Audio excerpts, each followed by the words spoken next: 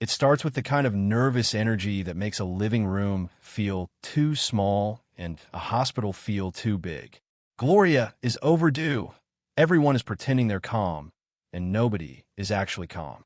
Archie Bunker tries to act like the rock of the family, the steady pillar who doesn't panic, doesn't overreact, doesn't soften, except he's doing all three at once, just in ways that look like complaining, pacing, and snapping at the nearest innocent object. Edith, meanwhile, is caught in that familiar Bunker balancing act, gentle, hopeful, and terrified in equal measure, trying to keep the mood light while sensing that the air has changed. This isn't an ordinary night. This is the night their daughter becomes a mother, and they become grandparents, and the family's entire emotional wiring is about to get rearranged. The first wave of chaos is almost comically bureaucratic. Edith arrives at the hospital with the kind of determination only a mother can have, armed with the certainty that Gloria is supposed to be there, right now, having a baby. But the hospital's front desk doesn't cooperate with certainty.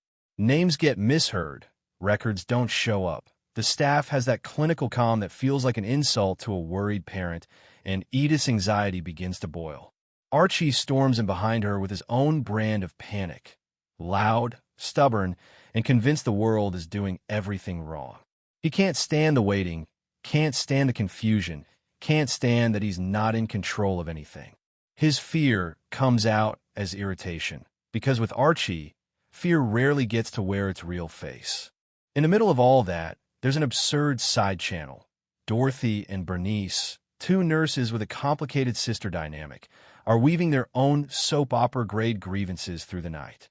Their conversation is half workplace chatter, half personal war, and it collides with Edith and Archie's urgent mission in the most surreal way possible.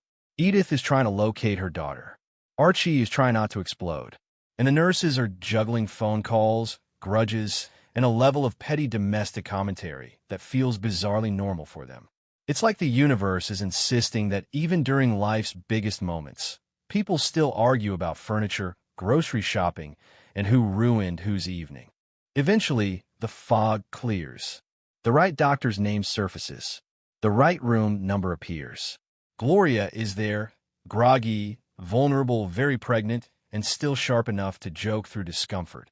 Mike is there too, trying to be the modern supportive husband, the coach, the partner who knows how to help her breathe, how to count contractions, how to keep her focused. He wants to be useful. He wants to be steady. But he's also Mike, meaning he can drift into earnest overorganization, and Gloria, under stress, under pain, under the crushing reality of what's happening, doesn't always have patience for the performance of competence.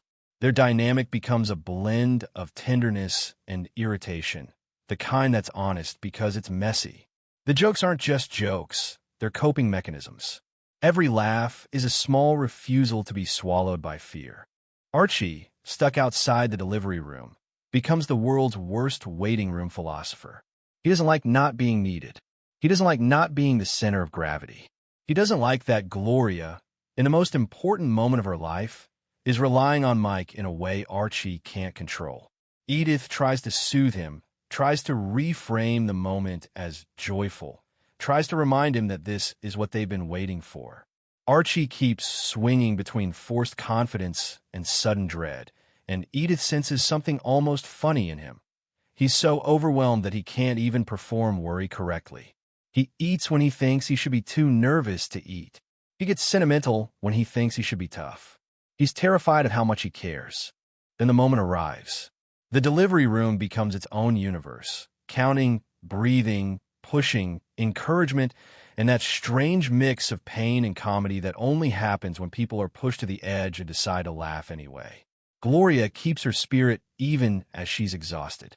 Mike tries to keep up, tries to stay present, tries to be the kind of husband he believes a husband should be. And when the baby finally arrives, a healthy boy, the whole emotional pressure system releases at once. The tension doesn't vanish, but it transforms. The anxiety becomes relief. The fear becomes awe.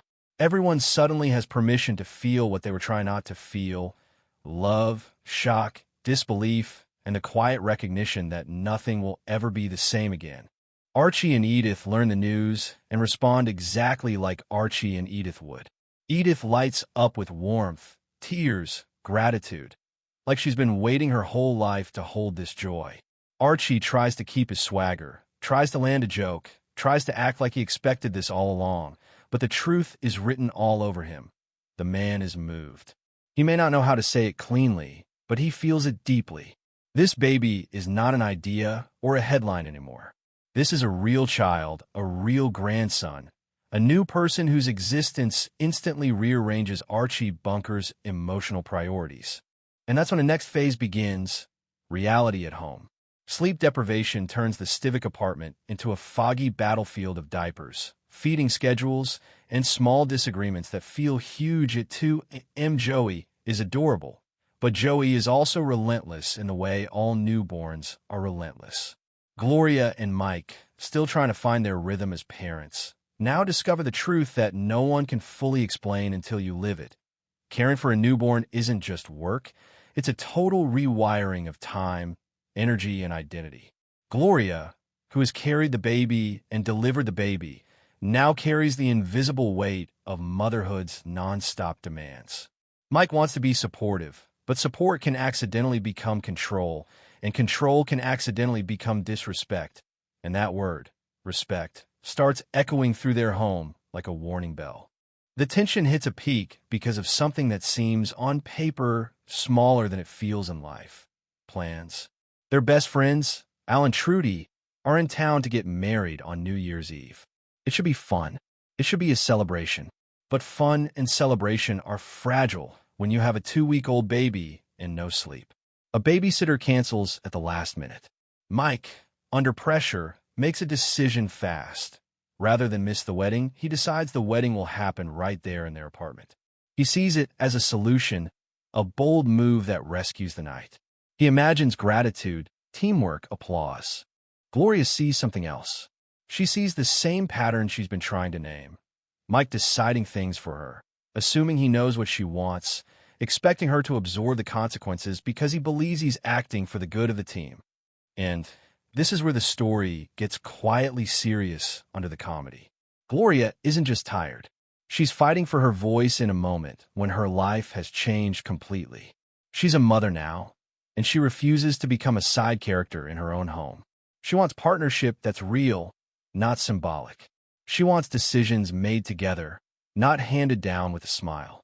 Meanwhile, Al and Trudy arrive in full, chaotic, lovable form, calling Mike a nut boy, celebrating the absurdity of everything, turning the apartment into a wedding staging zone. Their families arrive. Guests arrive. The minister arrives. Even the babysitter circles back, suddenly available, and ends up pulled into the festivities. The living room becomes a crowd, the kitchen becomes a command center, and Gloria is trying to manage the baby, manage herself, manage appearances, manage exhaustion, and manage the emotional storm of feeling unheard. The humor is loud, but the emotional truth underneath it is sharp. This is what adulthood looks like when it lands all at once. Love, responsibility, and conflict packed into the same hour.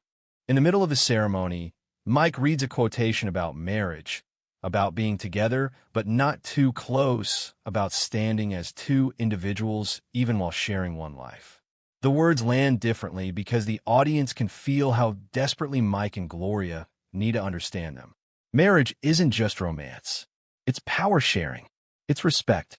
It's learning when to lead and when to listen. It's discovering that good intentions can still hurt if they erase the other person's agency.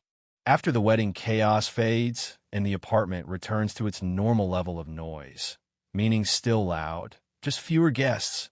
Another storyline kicks in because life doesn't stop delivering complications just because the baby arrived.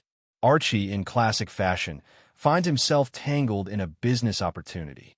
A man named Bernstein shows up with an invention and a pitch, and Archie, fueled by ego and the dream of easy money, becomes convinced he's standing on the edge of financial greatness. The invention is a remote-controlled doorbell ringer, a device designed so you can ring someone's doorbell from your car, supposedly to avoid walking through rain or snow only to find nobody's home. Archie is dazzled by the promise of being first, being smart, being the guy who saw the future before anyone else. Edith, however, is not dazzled. She hears $1,000 and feels the floor tilt. She asks the practical question, if this is so brilliant, why isn't a bank funding it? Bernstein gives an answer that reveals his own financial limitations, and Archie, instead of seeing caution lights, sees insult. He insists he makes the money decisions. He pushes forward, trying to force Edith into agreement by sheer volume and stubborn confidence. The conversation gets tense and, at moments, uncomfortable in the way Archie's conversations often do. His worldview bumps hard into reality, and other people correct him, challenge him, refuse to let his assumptions stand unopposed. Edith, again, becomes the moral center by simply being honest. They don't have money to gamble, not with a new baby in the family and not with life already uncertain. Archie can't stand being slowed down. He wants the fantasy. He wants the win. He wants to feel powerful in a world that keeps reminding him he isn't. By the end, what ties everything together isn't the plot mechanics. It's the emotional through line. A baby arrives, and everyone has to confront who they are when love becomes responsibility. Mike and Gloria learn that parenthood magnifies every existing flaw and every existing strength. Archie and Edith learn that becoming grandparents doesn't soften life's chaos. It just gives a new center. And the household, always loud, always imperfect, still keeps moving forward. Through worry, through laughter, through arguments, through reconciliations, because that's what this family does. They collide, they complain, they stumble, and somehow they stay a family anyway.